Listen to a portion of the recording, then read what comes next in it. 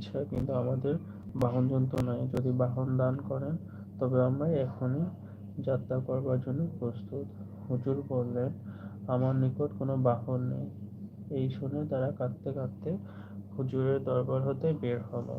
হযরত আব্দুল্লাহ ইবনে ওমর রাদিয়াল্লাহু, আব্বাস রাদিয়াল্লাহু এবং উসমান রাদিয়াল্লাহু তাদেরকে আরোহণের পশু ও পথের সম্বল দিয়ে সঙ্গে নিয়ে গেলেন।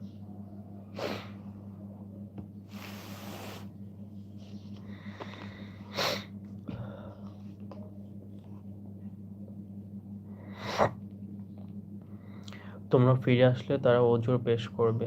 বলুন, তোমরা ওজর পেশ করো না, আমরা কখনো বিশ্বাস করব না। আল্লাহ তো আমাদেরকে তোমাদের খবর দিয়েছেন। আল্লাহ ও রাসূল তোমাদের কর্ম দেখবেন। পরে তোমরা অদৃশ্য ও দৃশ্যের পরিজ্ঞাতা আল্লাহর কাছে যাবে, তিনি তোমাদের কৃতকর্ম জানাবেন। যখন তোমরা তাদের কাছে আসলে তারা আল্লাহর নামে শপথ করবে যেন তাদেরকে উপেক্ষা করো। সুতরাং তোমরা তাদের উপেক্ষা করবে, কেননা তারা নাপাক, তাই তাদের আবাসস্থল জাহান্নাম, এটা তাদের কৃতকর্মের ফল।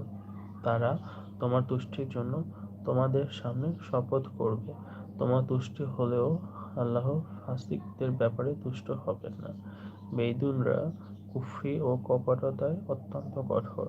রাসূলের প্রতি আল্লাহর নাজিলকৃত সম্পর্কে তারা না জানারই যোগ্য। আল্লাহ সর্বজ্ঞ, মহাকৌশলী। আর বেদুইনদের মাঝে এমন কিছু লোক আছে যারা ব্যয় করাকে অর্থদণ্ড মনে করে থাকে এবং তোমাদের পূর্ব পাখির প্রতীক্ষা করে এবং দুর্বিপাকের প্রতীক্ষা করে। দুর্বিপাক তো তাদেরই। আল্লাহ সবকিছুই জানেন, শোনেন।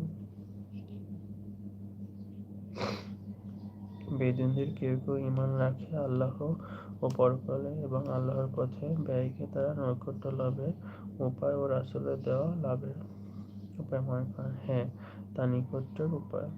আল্লাহ অচিরেই তাদেরকে রহমতের ভেতরে দাখিল করবেন। উপরোক্ত আয়াত দুটি আব্দুল্লাহ ইবনে উবাইকে উপেক্ষা করে নাজিল হয়েছে। সে নবী করীম সাল্লাল্লাহু আলাইহি সাল্লামের যুদ্ধ থেকে প্রত্যাবর্তন করার পর তার সম্মুখে গিয়ে বলত, আমি খোদার কসম করে বলছি, এরপর আমি কখনো লড়াই ও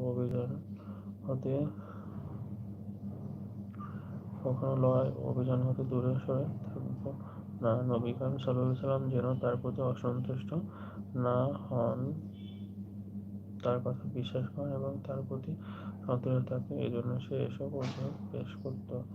অন্য রিওয়ায়াতে আছে, আর ৮০ জনের অধিক সহ মুনাফিক।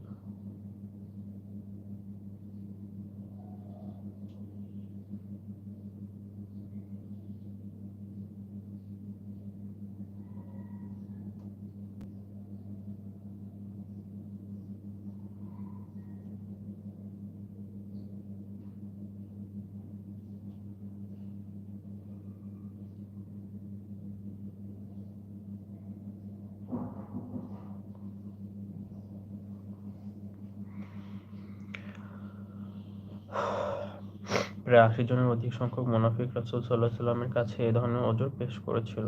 তাবুক যুদ্ধ থেকে ফেরার পূর্বে আল্লাহ রাসূল সাল্লাল্লাহু আলাইহি ওয়াসাল্লাম উপরোক্ত আয়াত কয়েকটি নাযিল করে বলেছেন, আপনারা মদীনায় পৌঁছার পর মুনাফিকরা এ ব্যাপারে বলত।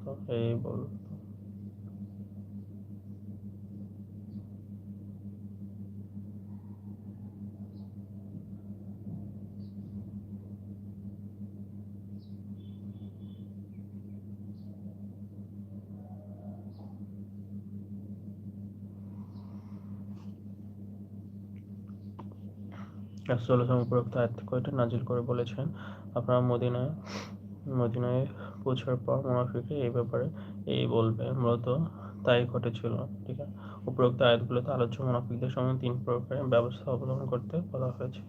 ১. তাদের ওজর পেশ করে উত্তর পরিষ্কার বলে দেওয়া যে, তোমরা ওজর পেশ করো না, আমরা তা বিশ্বাস করি না।